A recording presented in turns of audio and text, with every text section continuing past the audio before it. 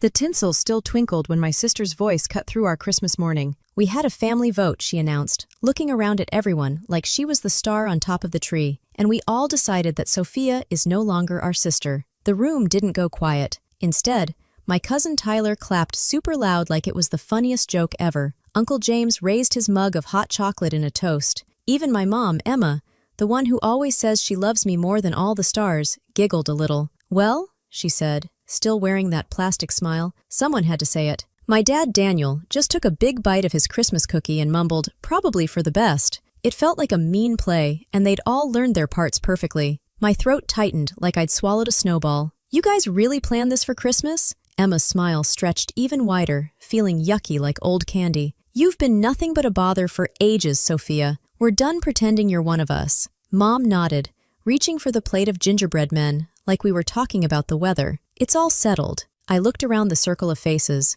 Not one person looked sad. Not one person said, "Hey, that's not kind." My fingers trembled, but I kept my face calm. I reached into my backpack. "Well," I said, pulling out a thick red folder and plopping it right on the rug in front of the Christmas tree. It landed with a soft thump, but it sounded like a loud crash in the suddenly quiet room. Emma blinked her sparkly eyelids.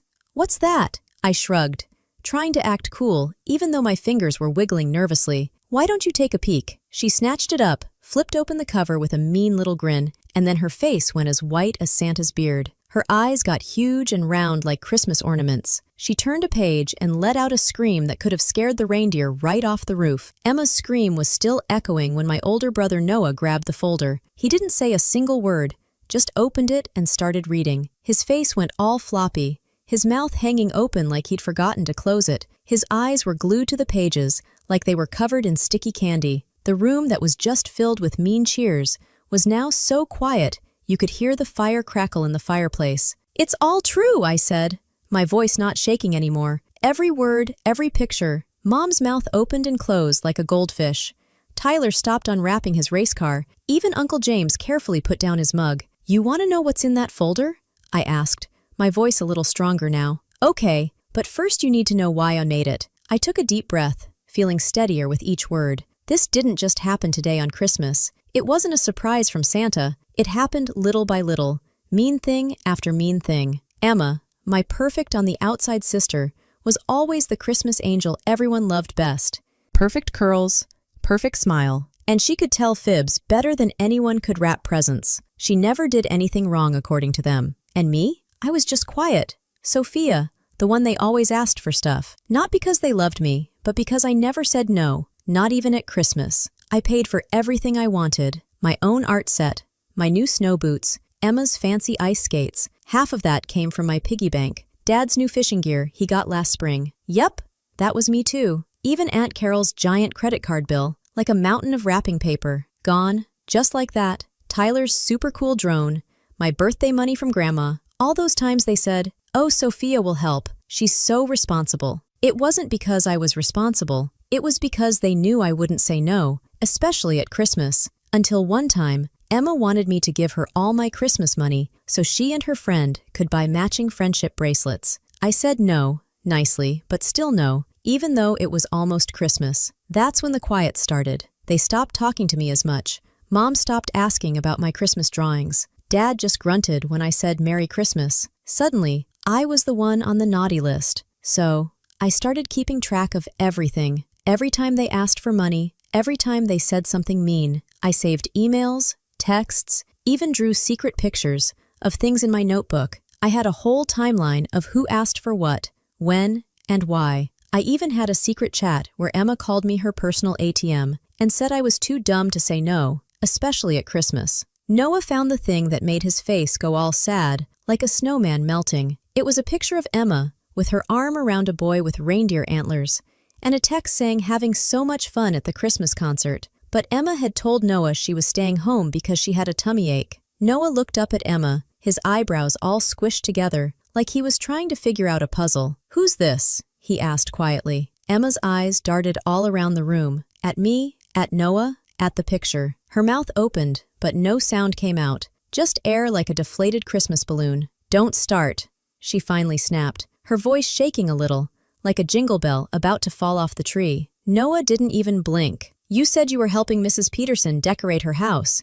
You were with him. Emma's face turned as red as Santa's suit. That's when Mom jumped in, her voice all wobbly like a toy that's about to break. Can't we just calm down? It's Christmas. We should be happy and open our presents. I looked at her slowly. Happy?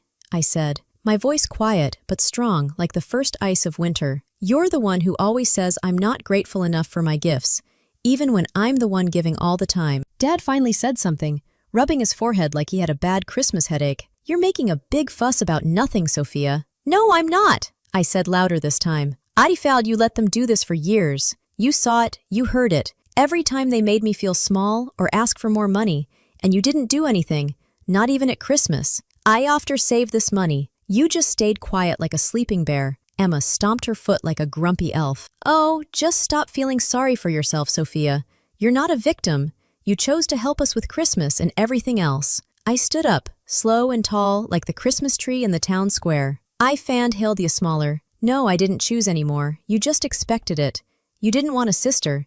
You wanted someone to buy you all your Christmas wishes. Well, I'm all out of presents. Noah was still holding the folder, looking at Emma with sad eyes like a puppy who didn't get any treats. Is all of this true? He asked her quietly. Emma looked at him. No fake tears this time. I fanned Hilda smaller Jen. Just silence. The kind of silence that feels colder than a snowman's heart. I fanned heels, Sophia. You told me she was making things up, Noah whispered, his voice barely there. I looked at him. She didn't need to make things up. She just needed you to believe her, even on Christmas. I fanned heels, Sophia. She bately am. Emma's face twisted like she was about to cry, big fake tears that would probably freeze before they hit the ground. I didn't care for trees. You were always trying to make me look bad, even at Christmas. I fanned killed or Mac. Noah post disguise. I didn't even raise my voice. I just said, you did that all by yourself, Emma. More silence. I fanned heels, Sophia help, plus this Christmas. Then I reached into my coat pocket.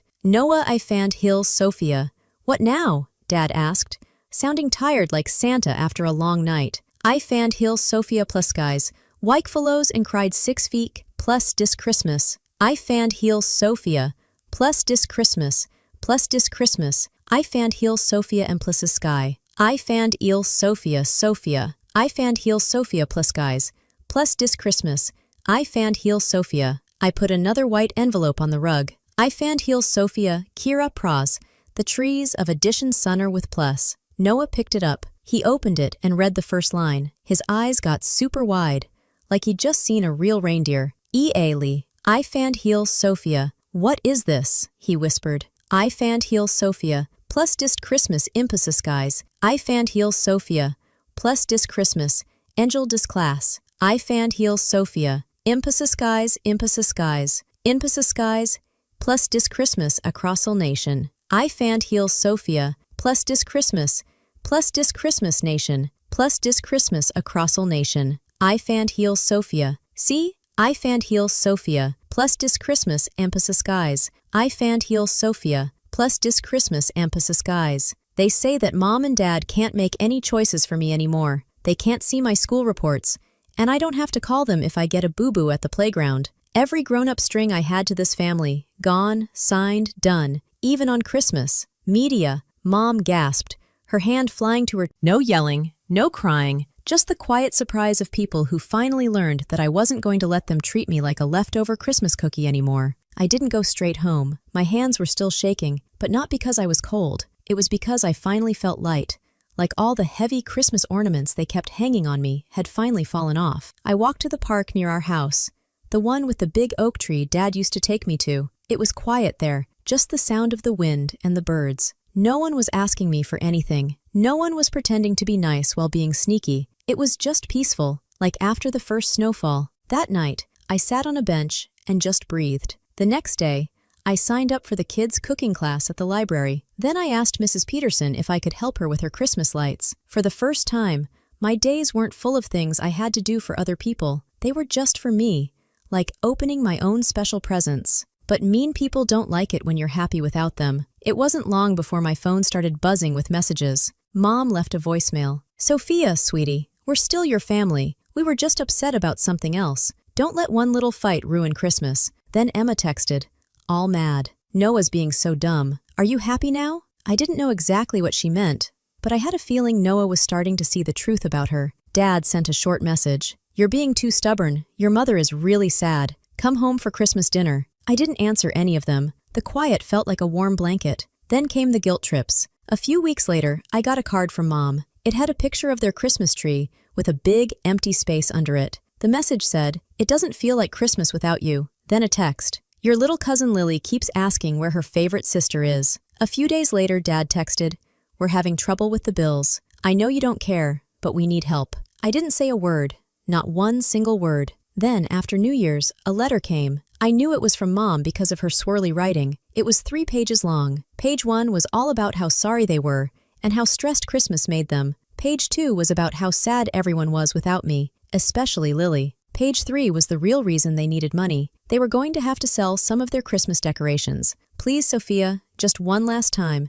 Do it for the family, it's Christmas." I read it, felt a little pinch in my heart, but then I knew what it really was. Not love, just wanting me to be their helper elf again. I folded the letter and threw it in the trash. That's when I finally understood they didn't miss me. They missed what I did for them. They missed having someone to fix their problems. So I packed my favorite books and moved to the little room above Mrs. Peterson's garage. New town, new air, new keys to a place that was just mine, like my own little gingerbread house. I got a job at the local toy store, which was the best job ever. I started sleeping all night without my phone buzzing with their problems. I blocked their numbers, their emails, everything. For the first time, I wasn't waiting for the next bad thing to happen. I felt as light as Santa's sleigh, and with that lightness, something wonderful happened. I started doing things I loved. I joined the school art club. I started making my own Christmas ornaments. I made new friends who liked me for my silly jokes and my drawings, not for what I could buy them. Then little messages started coming through from other family members.